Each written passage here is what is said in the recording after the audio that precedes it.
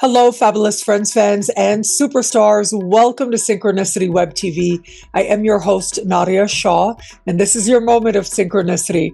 Well, I'm so excited to celebrate with you today. Once again, Gemini Brett, world-renowned astrologer. Gemini Brett brings such a wonderful, poetic, unique perspective.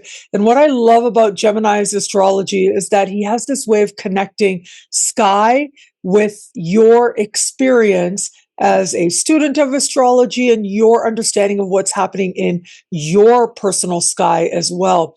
And you may know Gemini previously taught a single class at Synchronicity University, but this time we are so fortunate because Gemini is back at Synchronicity University, this time with his own 5-week course.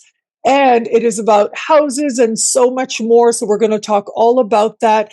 As this interview is publishing, you literally have just a few days left to choose your tuition rate, as low as just $5 a class. And I'll tell you, there is nowhere else on the planet that Gemini teaches at that rate, making his brilliance accessible to that many more people. Well, I'm so happy to talk to you today, Brett. Welcome. Thank you for being here. My pleasure. It's so good to see you. And thanks so much for inviting me to share the knowledge and to teach this course at Synchronicity University. I'm really excited about it. Thank you so much for your trust. I just so appreciate what you do. We met for the very first time in 2019, right? It was like in January, I think it was, maybe February, but we met in Mexico. And I remember you were part of this wonderful faculty. I just came in as a guest for one afternoon, but I remember how, like, it was you, Maurice Fernandez, and Ursula Stockter. Maurice just finished his own course here at Synchronicity University. Ursula is teaching a class as well in March alongside yourself. And so it's so wonderful how it's almost like this reunion that's happening, right, for all of us together. But I just remember how much the students loved what you were doing and how you were teaching and what you were teaching. Like, you could see them feel what it was that you were hoping to facilitate within them. So there's so much love that you bring to the sky. Tell me a little bit about that. I'm so interested to know about that love. What does that feel like? Where does that come from? I don't know. I mean, I've always had eyes for the stars. I mean, oddly enough, I grew up in like one of the worst light polluted places ever, which is Las Vegas.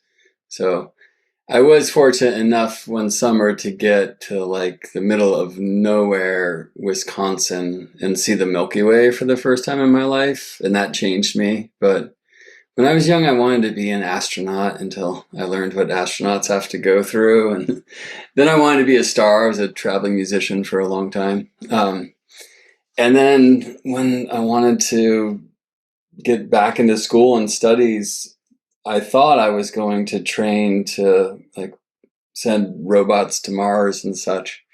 And so like everything was leading me to astrology, but I didn't know it at the time. I had to break out of some significant conditioning that told me astrology's fake and all of that, but looking back, it all makes sense. And yeah, I don't know, that star piece, like when I became an astrologer, it was about 12 years ago, actually. Jupiter was in Gemini then as well. I was crossing my ascendant. I hadn't really learned about transits yet.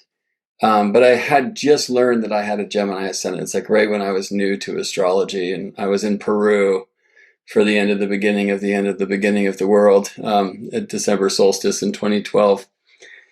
And I connected with Jupiter in the sky, and I knew Jupiter was in Gemini, but I saw that Jupiter was in the horns of the bull.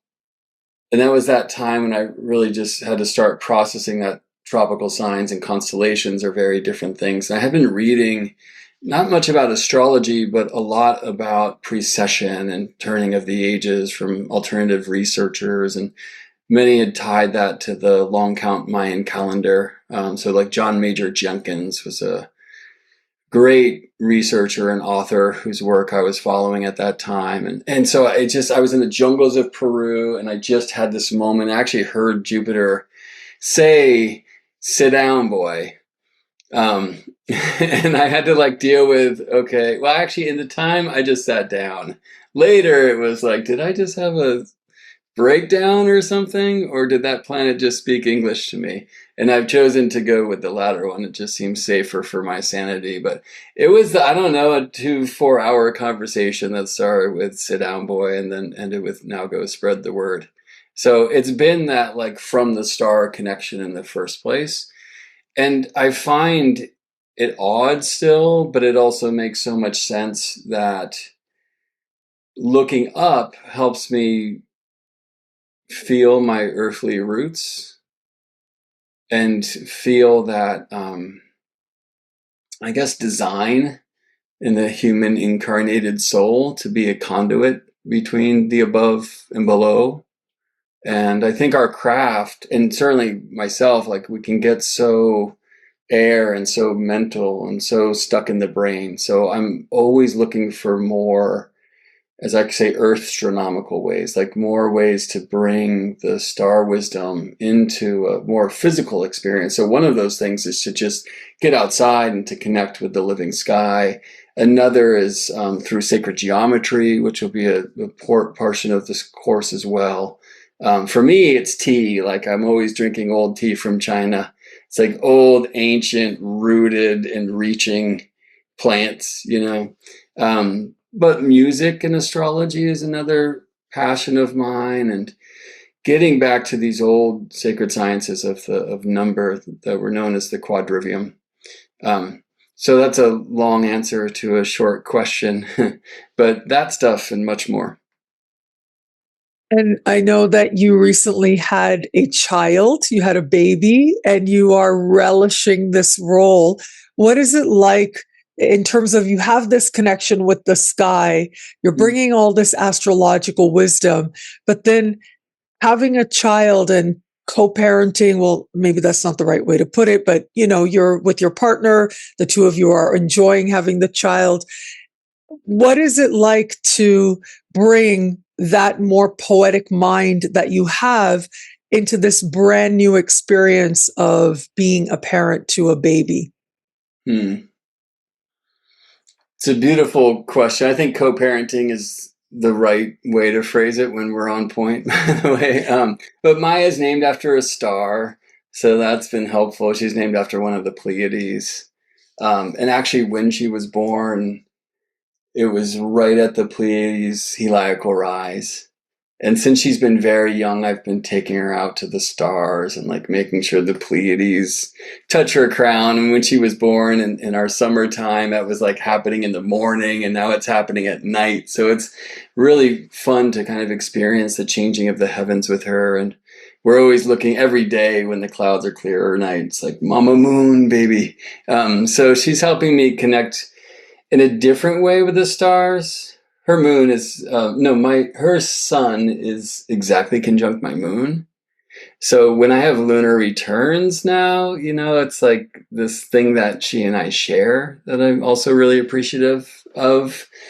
But mostly as a Gemini rising being, I know part of the quest is to stay young, and have fun. And she's an amazing teacher of that stuff. She's just getting into peekaboo, and any parent who's felt that stage in their life, it's like the best thing ever.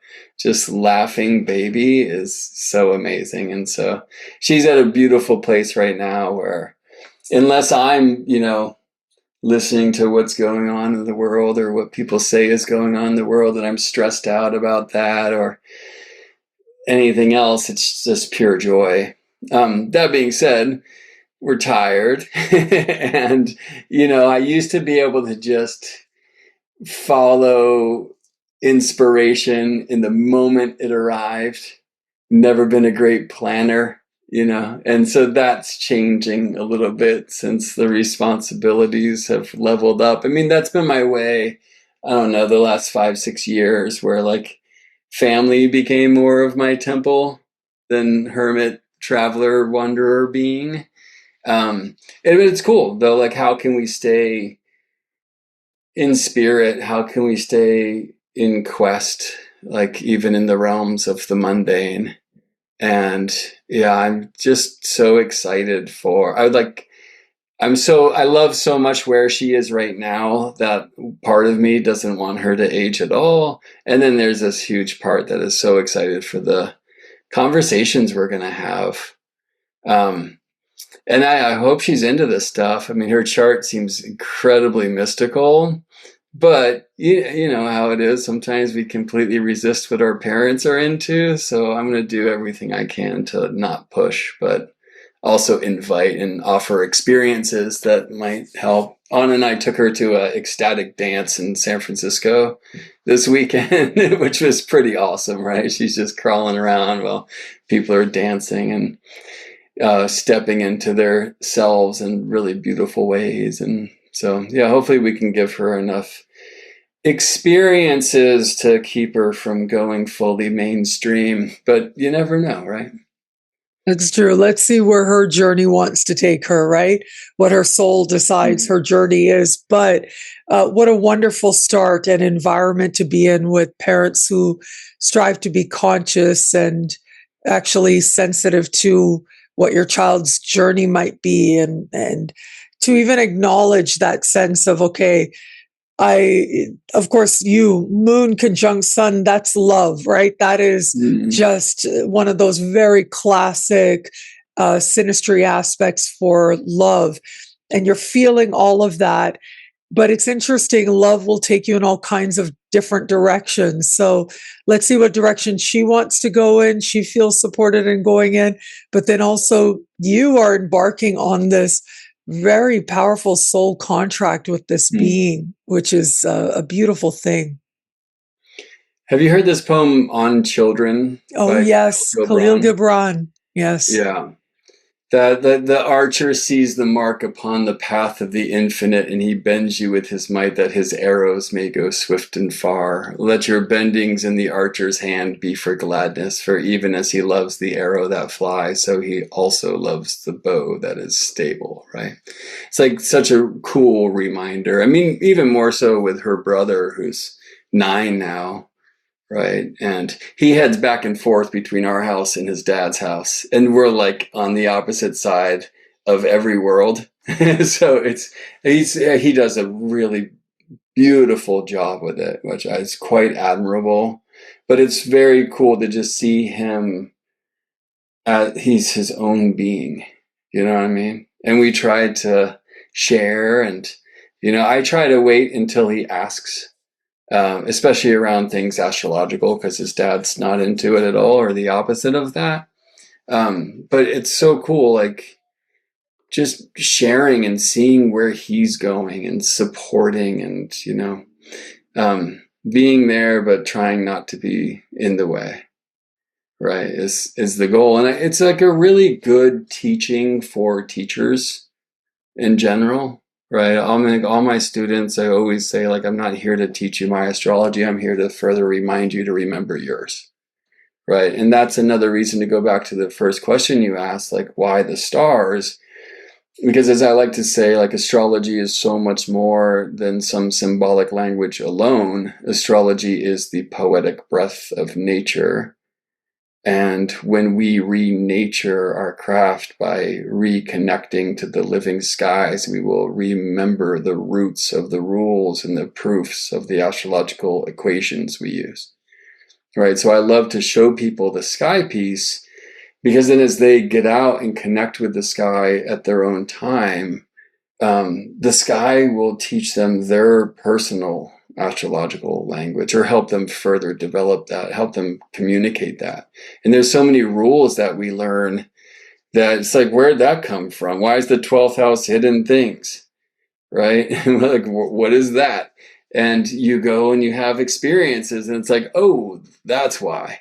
So, I mean, throughout my kind of short life as an astrologer, I just found astrology in 2012, as I said before. I mean, that being said, I think we've always been astrologers because it is nature, and I think when I got turned on at the time I was describing before, it was really having the remembrance in so many ways. Not to say I haven't studied so much since then, but there's so many times that I'm just out and about, or I'm sitting with the stars, or I'm sitting with the south, or I'm sitting with the west and just spending hours out there. And then there's this little thing, and it's always like, oh yeah, well, like that's why that is. And they're so simple. I mean, that I almost feel like silly that I didn't get it before.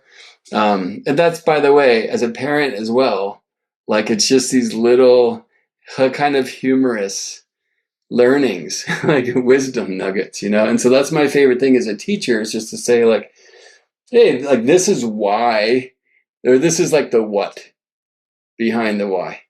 And if you can go connect with the what, you're going to learn your why, or it's going to kind of enhance in a huge way.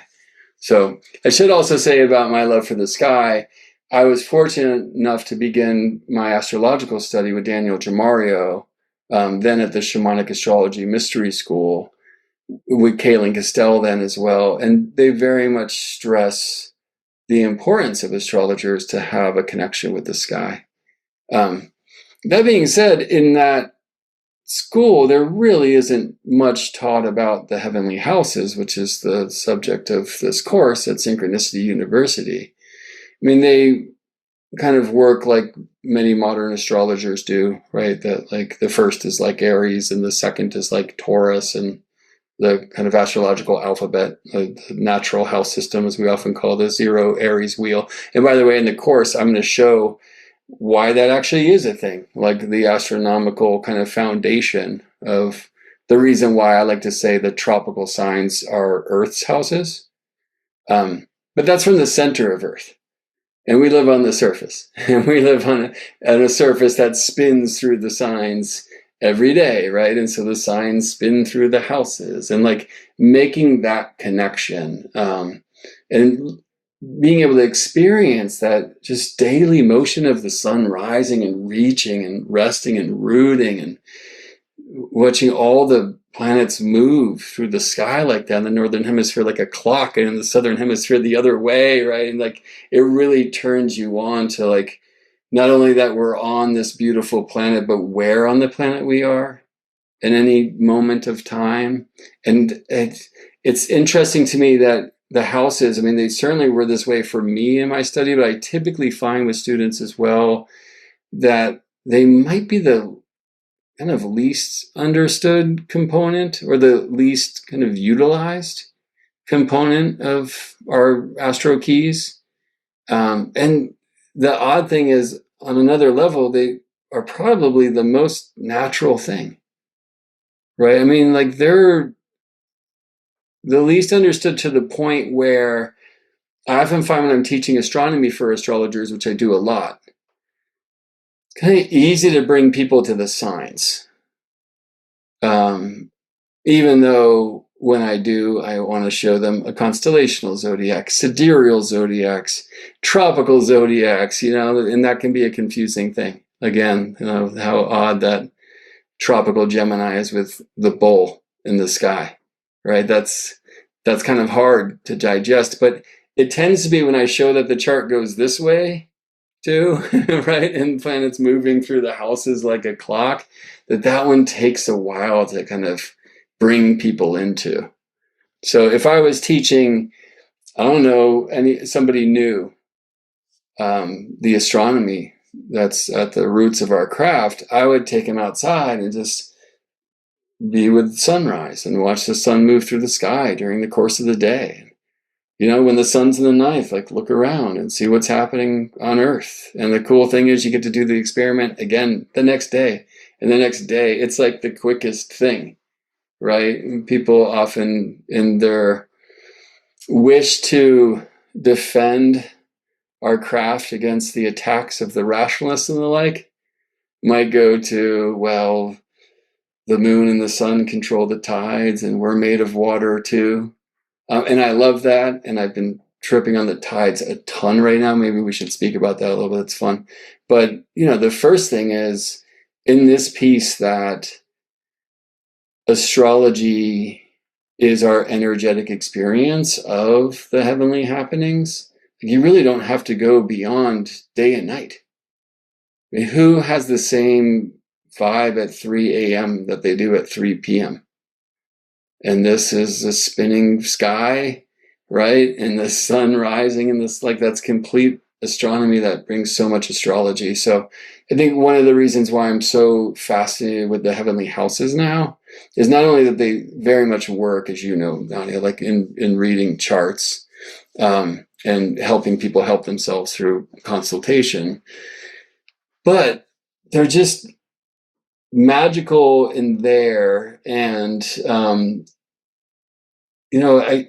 I often wonder if if they came first, right? That's not what our history suggests. But why do they have 12 hours in China and 12 hours in Egypt and 12 hours in Babylon? The last one. So we think, like, is that common teachers? Is that common origin? Or is it just that creation creates in 12s, and you can experience this by witnessing, the heavens spin, sun by day and stars by night. So anyway, the course will be somewhat like this. We're going to go all over the place, but it's one of the reasons why I dial in like serious slides and animations to kind of keep it steady. But I'm really excited to, even before we get into this is what the first house means and the second house means and the third house means, and kind of go through the journey. And we'll do that as kind of in storytelling and myth. The first bit is we're going to get into the astronomy, right? Like really get our feet on the ground, understand what this means, like why it's happening. And then we'll get into some of the sacred geometry so we can really understand why 12, which for me is kind of better expressed in the sacred geometry than our other systems, like then in the astronomy or in the musical harmony, although 12ness lives there too.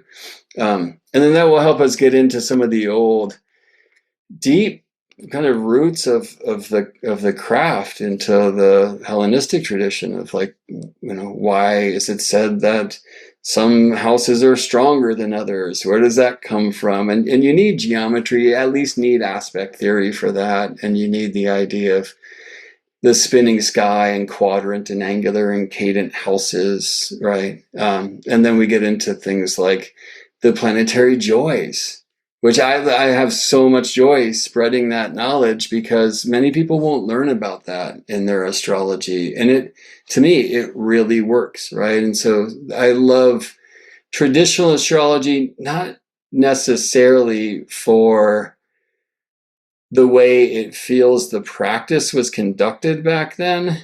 Like I like to be more positive, optimistic, I think. But that it had such a deep connection to nature. It wasn't in any way removed. So you mentioned planetary joys. I mean, look, first, let me just say, before we even began, I knew that you are such a pro that all I need to do is just kind of get out of the way. That you just talking, you just being yourself, you shine so brightly. And I really do believe like there's a reason that certain people, especially in astrology, they just have this way of being able to attract students, for example, right? Mm-hmm. They have a way of being able to cultivate that audience, whether it is by teaching, whether it is through social media or in person as well. And it's because they're good at what they do. And so, for example, I teach a business class every summer at Kepler College. I know you're on their faculty as well. It's really the only time I'm not teaching at Synchronicity University is that business course I teach with them once a year every summer. And, I always say to the students, just focus on you and what feels right to you and sharing something that is honest within you, and people will resonate with it. And if you trust that the energy within you is ultimately brilliant, because I believe that what is brilliant is to be filled with light, right?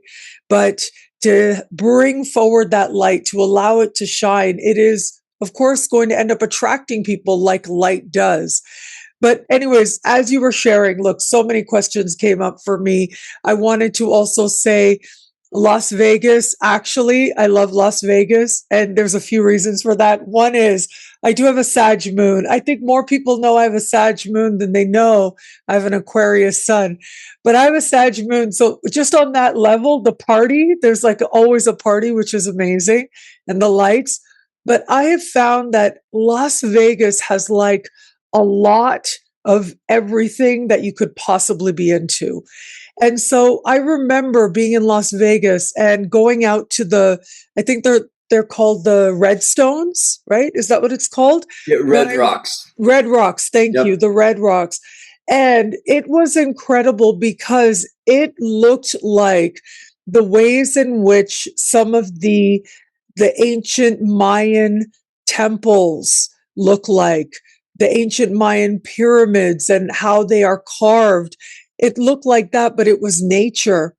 And I thought to myself, oh my God. And the earth itself had such a strong energy there. I mean, it was just undeniable how powerful those rocks were.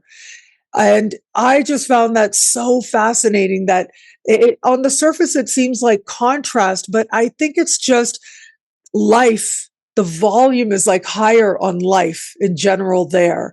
And whether that volume is the sound of silence, whether that volume is the sound of soul, that volume is the sound of distraction, the sound of joy, the sound of celebration, whatever that might be for you, you can find it in a lot of it.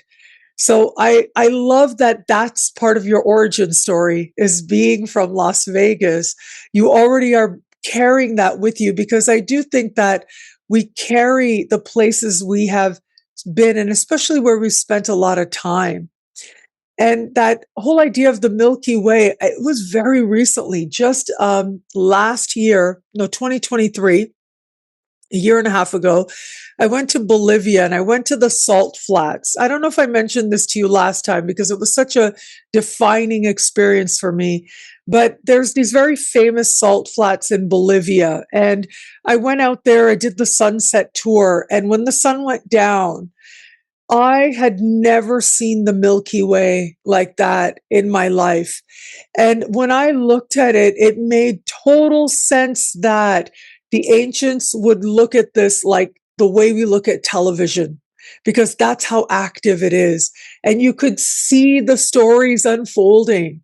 Of course, that's the myth around this constellation and that because it's so alive. And the fact that you emphasize the connection to that life that we have to the sky, that connection we have to the sky is such a powerful way to just, I mean, just on one level, amp up your astro juju, right? Just amp up like what you do. So those are some things I was thinking about while you were talking. And of course, any feedback on that is amazing. But I did really love that you mentioned planetary joys. I always like to give people like something that they can take away, right? Like something that they can right away after watching this, they can say, okay, let me apply this to my chart. Let me see how this works. Maybe just very quickly, you could share a little bit about planetary joys, what they are, what people can look for in their chart. Sure. I'm going to see if I can find some slides actually, because pictures tell 1,000 words. For sure. So let me reflect upon the Sagittarius moon version of Las Vegas. Yeah, I'll say that, we only went to Red Rocks like a couple times when I was a kid. That's just not how my parents rolled. But later in life, after I had found nature, which really for me happened later in life. Going back to Las Vegas, my grandfather lived there, and we started having these family reunions there. And so I'd always get out to Red Rocks, and then was like amazed that you only have to drive like 45 minutes from Vegas to see the Milky Way. It's crazy. Like you can still look back to the ridiculous light on the horizon the city is, and like the Luxor pyramid is shooting a beam up through the sky that I actually found like aligns through Sirius and Orion and some pretty cool things as I was out there exploring too. But yeah, like learning how many deeply spiritual folks there are, right, in Vegas, and that there's these alchemy events and Sekhmet temples nearby, and it's just it's not the Vegas in which I was raised. Like being growing up there, I wasn't born there, but growing up there, like I didn't really know it was that different until I left. You know what I mean? And it was such a different city back then. It was like so much smaller than it is now. Um, but anyway, I was interested when you were sharing about how many of us see that Sagittarius moon side of Nadiya even more than the Aquarius sun, and I see both. I don't know if you share this, but if you do, what's your ascendant? Cancer is my ascendant. Cancer, and you were born the Northern Hemisphere? Yes, in Toronto. Got you. So you're a daytime birth, right? Sun's in the 8th sign. And the moon had just set, moon's in the 6th. So sometimes that can look like we're born at night, right? At least according to the tradition, I was. And I think, I don't know, my Scorpio sun shows, but the Gemini moon, maybe even more so. I mean, I kind of stacked the deck by choosing Gemini Brett as my moniker, right? But yeah, well, that's something I would love to look to. And Cancer rising, of course, we say, at least in the tradition, is steered by the moon. So perhaps that Sagittarius moon is the steerswoman in the chart. All right, well, let's look at the joys a little bit, because this is kind of a huge shift from more of the modern approach, right? This is actually some slides that haven't yet been updated for this course. I'm over this font now, but we often call this the natural zodiac or the 0 Aries wheel, right? Which is just a whole sign wheel with 0 Aries on the left. And this is, I find, to be kind of the main tool that modern astrology uses to teach the houses, like the idea of the astrological alphabet, and that the first is like Aries and is like Mars, and that's a pretty new invention. I mean, many traditional astrologers really resist the 0 Aries wheel. I'm sure you've seen that, and kind of refer back to the Thema Mundi, which is the chart of the world soul that was supposedly given to us by Hermes, and it's a Cancer rising chart, like your own. And that's something that I'll bring in this course as well. But this modern approach, I find, actually can really open beautiful windows into soul. And I'm going to show in this course a little bit about what the signs are that will help me share why I like to say these tropical signs are our planet Earth's houses. But at the same time, some of this just really feels like an apple that's fallen pretty far from the tree of nature. Right. So these days we'll hear that the sun is the natural ruler of the 5th house, right?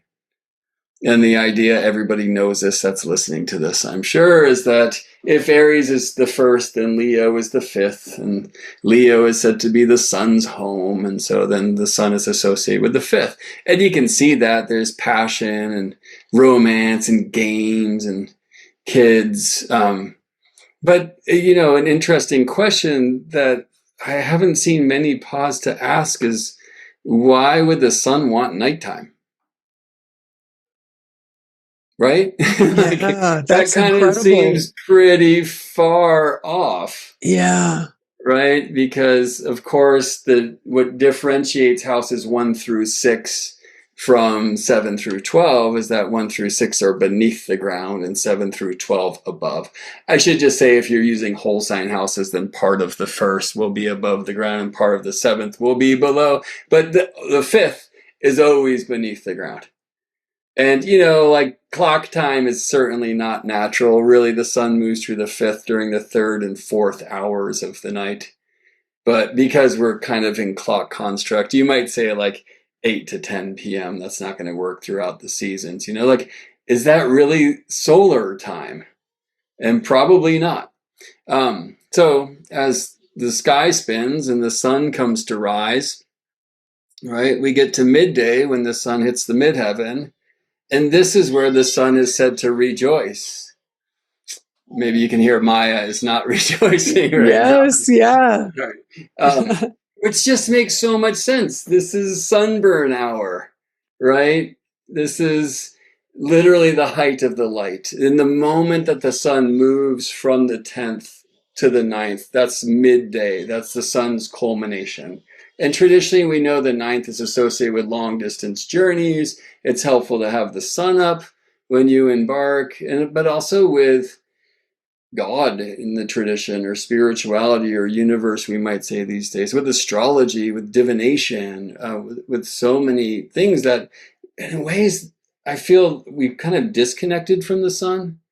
You know, the sun is such a mysterious force. All the original zodiacs were lunar because we can actually watch the moon move through the stars, right? When the sun is up, there can be only one star in your sky, right? And you can really feel the Leo and the kind of Aries connections with sun there. Well, the Leo and the Aries connections, of course, sign connections in our tradition, that's called essential dignity, right? That the Leo realm is the house of the sun's domicile, to use the old terms. I prefer that to rulership, like domicile lord, the landlord. It's just like Leo's the sun's home, right? And then Aries is the place where the sun is said to be an honored guest, is said to be exalted.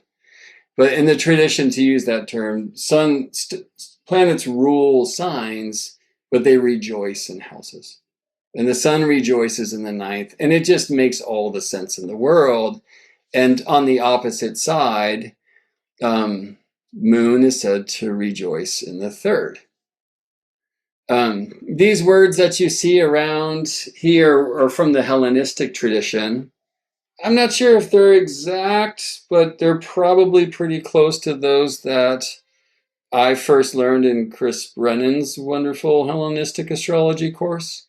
They're not the words that I will end up on for keys for the houses at the end of our course, by the way, but certainly something I will be presenting along the way. Like, where does this come from in our tradition? You can certainly see that many of these are astronomical, like midheaven. And we'll see why that's midheaven and what a midheaven is. It's actually often very inaccurately taught, the astronomy of the midheaven by astrologers. Setting, subterranean, right? Like, a lot of these are astronomical terms. But I would suggest, I don't know about these words, God and Goddess, but I think they're astronomical terms too. Especially the sun and the moon are. So why would the moon rejoice in the 3rd? Now, I'll say that that's, while the dignity is said to be there if our moon is in the 3rd, for me, the moon joys in the 3rd because of what happens when the sun moves through that place. That's the middle of the night, right? When the sun moves from the 4th to the 3rd, when the sun's at the IC, the Imam Cheli, the bottom of the heavens, that's halfway in time between sunset and sunrise, right? So that middle of the night time when we should be home, if we're privileged enough to be in a safe home and resting and dreaming and cozy. Do you see what I'm saying? Others will teach that the sun in the 9th, it's like long distance journey, and the moon in the 3rd, and maybe the local temples just down the street, or the most important temple in any house is the temple of Hestia, which is the hearth, you know? And you can really feel that moonness there. Like, as I'm sharing that, it kind of sounds more 4th, but it's important to know that the 3rd and the 4th share that angle, right? The IC. All right, so to continue on, Jupiter is set to joy in the 11th. This is a cool thing to consider. I mean, obviously, modern astrology connects Jupiter to the 9th, right? The idea that Jupiter and Sagittarius is on the 9th when Aries rises. You can see I've just blocked out the signs here, like we're only looking at houses. But why would Jupiter joy in the 11th? Well, in the tradition, the 11th isn't just teams, right, which is the word that I use for it, crew, community, friends, but hope and dreams. And they said good daimon, you know, good spirit. But I even think in that community sense, like in the myths, it's Jupiter who will punish us if we don't receive a stranger at the door. And just that kind of jovial nature that, right, which is named for Jove, which is Jupiter, right? That we can really feel in the 11thness. The Saturn in the 12th. And that's a place that's said to be bad daimon. I mean, they might be the angel and the demon on the shoulders. I don't think so. Like, daimon is a tricky word in modern context, but traditionally I think it means guide more than anything. And I don't think Saturn in the 12th is just because the 12th is a quote-unquote bad house. But in the course, we'll actually be looking into why that was said about the 12th, and about the 8th, and about the 6th, and about the 2nd. But really importantly, the sun rises into the 12th, right? Day begins when the sun moves from the 1st to the 12th.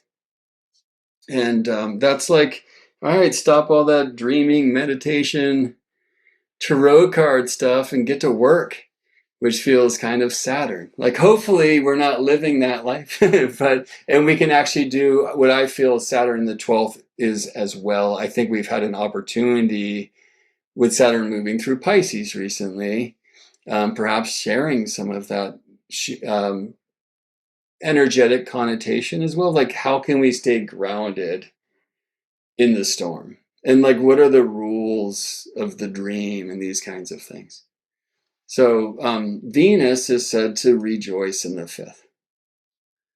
And to get back to this idea that perhaps these joys are energetically experienced as we follow the sun through the houses by day and night, it really makes sense with Venus in the 5th. It's passion, it's romance, it's risk, it's art, creativity, fertility, which we would maybe in children maybe associate more with the moon.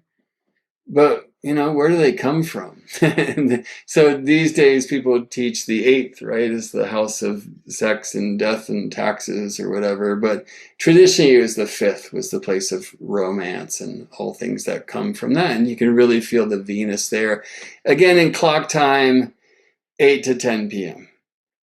Well, what's happening in Vegas, in the 3rd and the 4th hours of night, or anywhere in the world where there's play. And so you can actually see taverns, games of chance, other 5th house themes connected there. We can really feel Venus there. And Venus is said in the tradition to be the benefic of the night, right? So let me get back to that as we're going to close this out. And I'm really glad you asked me to share these. This wasn't planned, but fun.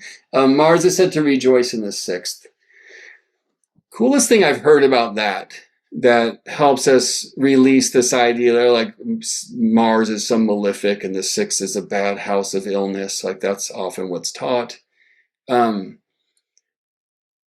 Jason Hawley, right? Wonderful astrologer. I hope everybody knows.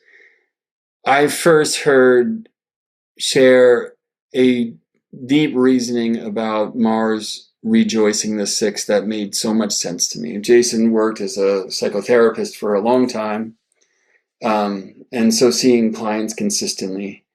And he spoke about how, as he's trying to journey with the clients, into their underground, into the places we can't see, right? Trying to figure out some of these things that are maybe suppressed or hidden, So he's trying to get down there. He's always first having to face their Mars, right? Because Mars is there to defend their secrets and to keep those things hidden so that they can be safe. And so we present this day-like nature, until the intimacy is there and we can kind of go into those hidden places together. So oftentimes we think of the 12th as the only house that has anything to do with hidden things. But the astronomy asks us to consider all the houses beneath the ground, especially perhaps the one that's lowest beneath the ground, which is the 4th. And traditionally, the 4th is suppressed things, right? So the 12th might be the shadow we don't know. By the way, why is the 12th hidden things? Think about this, like when the sun's in the 1st, we can't see the sun. The sun rises from the 1st into the 12th, and now we can see the sun. But, and this is one of these aha moments I had actually on the House of the Sun on Haleakala in Maui once. I watched the sunrise after being with the stars all night. And the sun rose, and even, of course, just before it did, the star I was studying was gone. And I was like, oh, right, the sun rises to illuminate the earth, but when he does, he hides the heavens, right? And so the 12th, where the sun rises, hides everything. And as I follow the sun through the sky, I'm really starting to experience the energy of these houses and learn these things. So, of course, the 6th is the place where the sun sets, where night begins. And sometimes, for people who are working the 9 to 5 or whatever, now they're coming home and all that, which is beautiful. It's kind of more of a 7th house thing. But the 6th, we still have work to do. We got to cook the dinner and chop the veggies and all that, So a few things there. Okay, one more is Mercury, because of course, traditionally there were these 7 lights. Mercury is said to rejoice in the first. I think that's the best support of the old view of whole sign houses. Because part of the first house, whether you have 1 degree rising or 15 or 29, it will be above the ground and part will be below. And Mercury's always everything both, right? However, I think the rest of these, and there's some people I wouldn't tell this to on the street, they're really about quadrant houses. Everything I shared before, right? Sun in the 9th is midday. That's a quadrant house thing. So if you're using Placidus, Porphyry, Regiomontanus, Campanus, Coke, whatever houses that work with the angles to define quadrants, right? It feels to me that the planetary rejoicing besides Mercury on the first kind of resonate more there. When we see example charts from the Hellenistic astrologers, it's them and whole signs, kind of more as what's imaged here, right? And by the way, when you learn the joys, you already know planetary sect, right? Because in the tradition, there's the sun by day and the moon by night. And then in the tradition, Jupiter and Saturn are said to be day planets. Now, with Jupiter, that makes sense. Jupiter's expansive, just like, the dust particles are expanding when the sun rises and it gets warm out. And with Saturn, you're like, wait, I thought Saturn was like cold and dry, right? The other thing is by day, Mars. I thought Mars was like hot and dry. Like, why is Mars a night planet? Some people say that this is like a kung fu trick that was used to like tone the energies of Mars and Saturn down. I think there's more to it than that. And it was cool to learn about sect because I learned that my Cancer Mars, where the tradition says Mars is in fall, also has a dignity in water signs by night or whatever. And so we won't be exploring sect too deeply in this course, but I do want to present this. Mercury's, again, always all things both, or to determine which sect Mercury is in a natal chart, we have to know whether Mercury's a morning star rising before the sun or an evening star setting after the sun. And if rising before the sun, Mercury's assigned to the day team. And if setting after the sun, assigned to the night team, as many people call these. But sect really means like religion, right? And so when you were sharing how many people see that Sagittarius moon for you, Nadiya, even more than the Aquarius sun, I was wondering if you're of the nighttime religion. No, interestingly, if it wouldn't be Vegas, because of course, when you go west from Toronto, you're only kind of rewinding time and the sun would be higher up above the ground, maybe even in the 10th, in your birth moment instead of the 8th as it was in Toronto. But I think it's probably Cancer rising in this idea of being steered in such a way, which also is a place that I'll be going in this course, right? As we look to the truth that no house is empty. There might not be planets there, but that house has a landlady or a landlord, and then looking at like the connection between that house and the planet that's said to rule that house, or planets that are in houses and what's their relationship with their landlord or landlady, and how's that planet doing? So obviously not teaching the whole of astrology, modern or traditional here, but just wanting to present a few things about how we use the houses. Though the principal intent of the course is to really help people connect to these foundations, these like fundamentals of what houses are, so that they can, throughout the course of their own life, just experience the energies of these houses, right? Because instead of having a memorize, regurgitate type of learning, which was school for me. I don't know if that's true for you. Like we want to not do that. We want to give people the opportunity to have an experience. So I'll be showing a lot of amazing keys and beautiful astronomy and other things on your small screen, but always with the encouragement to get out to the big screen and to connect with the living sky. So I wanted to say one more thing about that, like having a sky practice, having time where we actually get out and connect. There's many reasons for this. One of them is because we're always on so many YouTubes and video courses and deep in the old parchments and books, if that's how you're so inclined. Like, it's really important for us to have some time to integrate.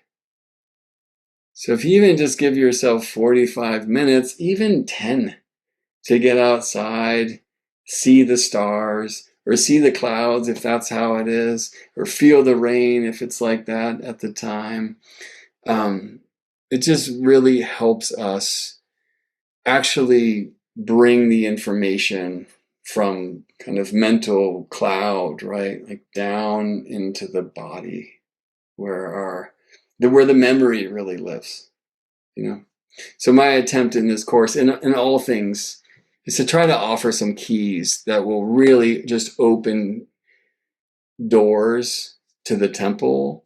And we all have our own temple, but I think the keys are pretty common to us all. Well, with you, I know I just have to get out of the way and I end up learning so much. I can imagine that students are going to learn so much from you over the course of this 5-week class. And once again, everybody, Gemini Brett is coming to Synchronicity University with his own 5-week course. And you've got a little time left to choose your tuition rate, as though it's just $5 a class, to get a whole lot more of Brett than you just got here over the course of this show. To get even more, I think that's going to be just such a treat. Well, I just want to say thank you. I like I said, I learned so much every time I listen to you. I learned so much, and I've been able to listen to some of the most brilliant astrologers alive today, and there's a reason that you're right there with them. You're right there with the best. And thank you for your trust, for coming to Synchronicity University. I'm really looking forward to your class. I'm super excited about it. I wanted to share, I do community discussions in my online community on Saturdays. And during the course, I'm going to open that up for all students who are in the course as well. So there will be, at the end of class, time for Q&A. Of course, some people, depending on where on earth you are, just your schedule, you won't be able to make those live anyway. So, of course, everything's recorded. But I'll also record gatherings on Saturdays where we'll just share, and people have the opportunity to come on and share their mic and camera, and not just ask questions, but share revelations they're having or experiences that they're having. So we can kind of be on this journey together.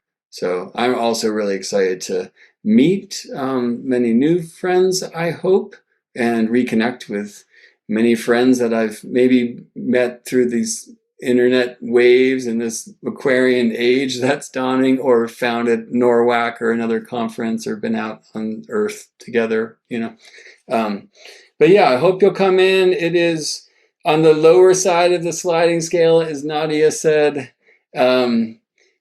Just incredibly affordable. And I hope you'll come in and connect and share, and that we can have like a well-populated vessel for this journey into space and, of course, back to Earth.